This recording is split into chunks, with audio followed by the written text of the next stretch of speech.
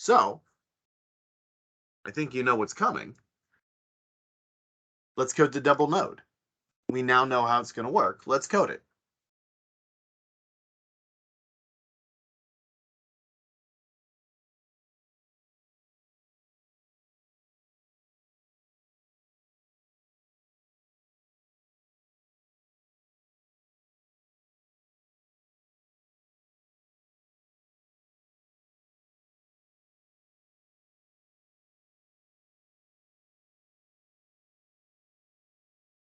Okay, so here is our double node code, and here's our node code. And they're going to be similar, so why don't we just grab this, right? And we'll just call this thing D node. And the difference is, and I might expand this for a moment, the difference is we're going to need a previous too, right? This is not going to be sufficient. Huh. So typically, conventionally, you'd add it out here. What's the problem with this design?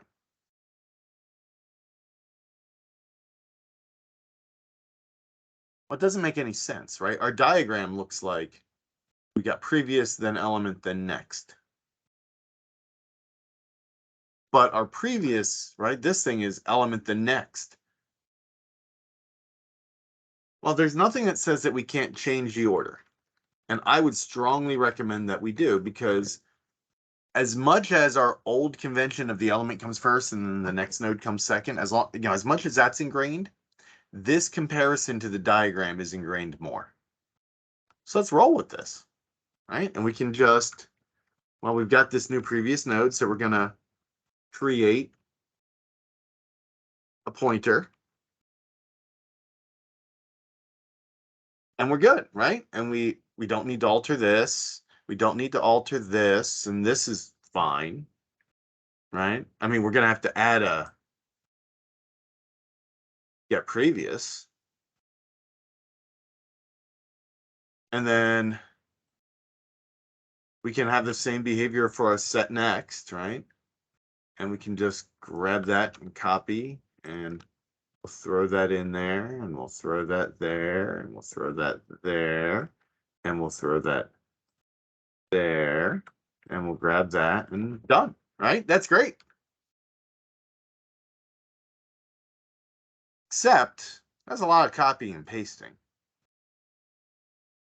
A lot of redundant code. And what if I change this? What if I want this to be different?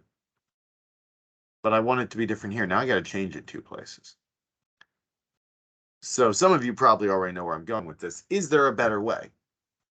Well, D node, double node. That's a node, right? It's just a node. It's just a node with additional features.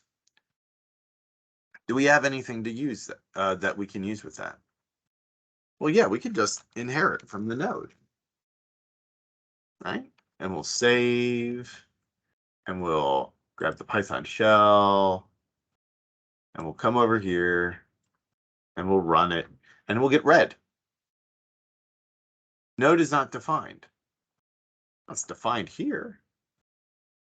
Oh, crap. All right. Remember, you can put this all in one file, or we can say from node, none. From node, import node. Right? And then, watch this. We don't need get element. We don't need get next, right? They're inherited. We don't need set element. We don't need set next. They're inherited. It helps if you name your set next to set previous, but whatever. What about our constructor? Do we have anything that stores our element and our next already? Oh, yeah. We can get rid of these.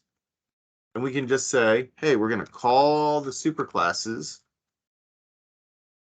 initializer. And we'll give it element and next node. And now think about it. If we declare default values, right? If we just go d node parenthesis parenthesis, This is going to come in as none. This is going to come in as none. They're going to be fed into there as none. Or conversely, you could give them actual values, and this will come in as the element, and this will come in as the node, and we'll feed it there. Now, when we call get element, right? Get element's going to try to come here. And to show you that my name works so that this doesn't run, watch. We run this, and everything works. So we'll create a D node, and we'll call get element. Where's it going to look for get element?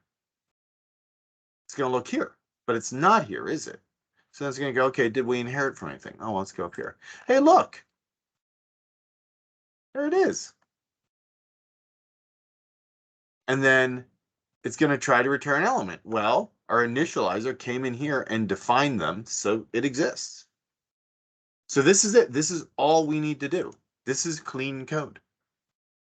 And a useful use of inheritance, because even when we talk about, right, a node is a D node.